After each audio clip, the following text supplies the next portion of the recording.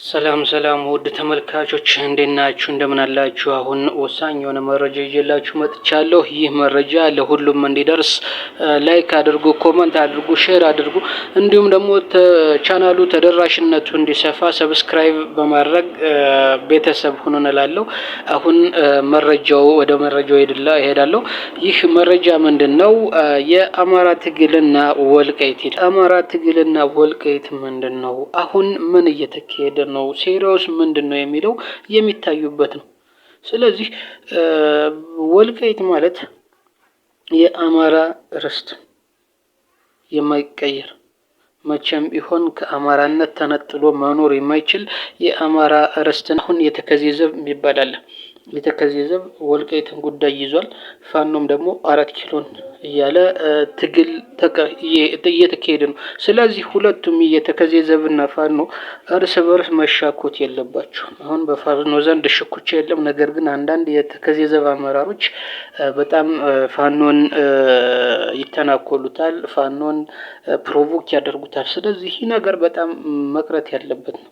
የዚህ መተናኮል ውጤቱ አማራነት አልባ ያደርገዋል፣ ከምረገጽም ያጠፋዋል። ምክንያቱም የተከዜ ዘብ አሁን ያለበት ሁኔታ አሪፍ ሁኔታ ላይ ነው። ወልቃይትን ማስጠበቅ አላማ አድርጎ እስከተነሳ ድረስ በሁሉም የአማራ ደም አጥንት ወልቃይት እንደገና በጉልበት ተወስዶ በህገ መንግስታቸው ጫር አድርገው በጻፉት ህገ መንግስታቸው አጽድቀው የወሰዱትን እኛ በጉልበትና በደማችን መልሰናል። አሁን ይህንን የተመለሰን ርስት የወልቃይት ዘብ በአስተማማኝ ሁኔታ በአስተማማኝ ዲፕሎማሲ እየጠበቀው ይገኛል። ስለዚህ ይህን ማክበር አለብን። ይህን ለዚህ ክሬዲት መስጠት አለብን። ክሬዲት ማድረግ አለብን። በዚህ ተመሳሳይ ደግሞ በደማችን የመለስነውን ስንት መስዋዕት የተከፈለበትን ለአንድ ክልል ብዬ ህገ መንግስት አልቀይርም ያለው አብይ አህመድ ደግሞ 4 ኪሎ ላይ ተቀምጦ እንደ ካርታ በፈለገው ቀን አማራን መከፋፈያ እየተጠቀመበት ነው። ይህን ደግሞ ፋኖ ተረድቶ 4 ኪሎን ይዤ ህጋዊ አድርጌ ርስቶቻችንን ማስመለስ አለብኝ የሚል አላማ እስከያዘ ድረስ ይህን የተከዜ ዘብ ማክበር አለበት። ፋኖ በተከዜ ዘብ በሚሰራው እስካሁን ምንም አይነት ጣልቃ ገብነት አላደረገም። የተከዜ ዘብም ደግሞ በፋኖ አላማ ጣልቃ መግባት የለበትም።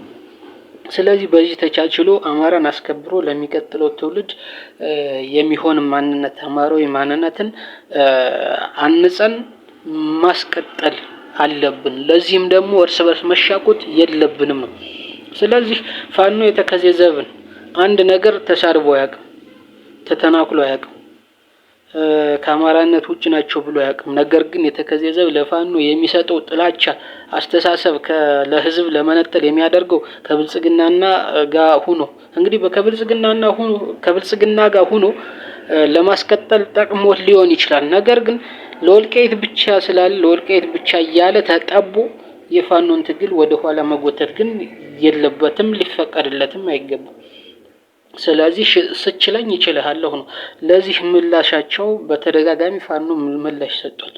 ፋኖ የመተናኮል ምላሽ ሰጥቶ ያቅም፣ ከተከዜ ዘብ ግን ስድብም ጨምሮ ሰጥቶ ያቀል። ለዚህ ደግሞ ተደጋጋሚ መልስ ከፋኖም በመግለጫ ተሰጥቷል። ስለዚህ ለዚህ ደግሞ ማክበር አለባቸው። ፋኖ አንድም ቀን አልተሳደበም፣ መግለጫ ነው፣ አትስደቡን ነው። አላማችን ቢለያይም አንድ ነው የፋኖ አስተሳሰብ። ይሄን የማክበር ግዴታ አለበት የተከዜ ዘብ። ይህን ሳያስጠብቅ ግን አማራነትን አስጠብቆ ተከዜን ለጠላት ከማስረከብ ውጭ አማራጭ የለውም በዚህ ሽኩች። ስለዚህ በያዘው ዲፕሎማሲና አሰራር መቀጠል አለበት። ወልቃይትን እንዳስጠበቀ መቀጠል አለበት። በዚህም ፋኖ ጣልቃ መግባት አልገባም፣ እስከዛሬ መግባትም የለበትም ለወደፊት። ይህ በፋኖ የተከበረ ነው። በፋኖ ትግልም ደግሞ የተከዜ ዘብ ጣልቃ መግባት የለበትም። እንዲሁም በሚስጥር ቢቻል ድጋፍ መስጠት ነው ያለበት። ምክንያቱም የአማራ በደሙ ያመጣውን እስካሁን ህጋዊ አልሆነም። ፋኖ ህጋዊ ለማድረግ እስከሰራ ድረስ ለአንድ ዓላማ ነው። አንድ መስዋዕትነት ለአንድ ዓላማ ነው። ስለዚህ በዚህ ሁኔታ መቀጠል አለበት እላለሁ። አመሰግናለሁ።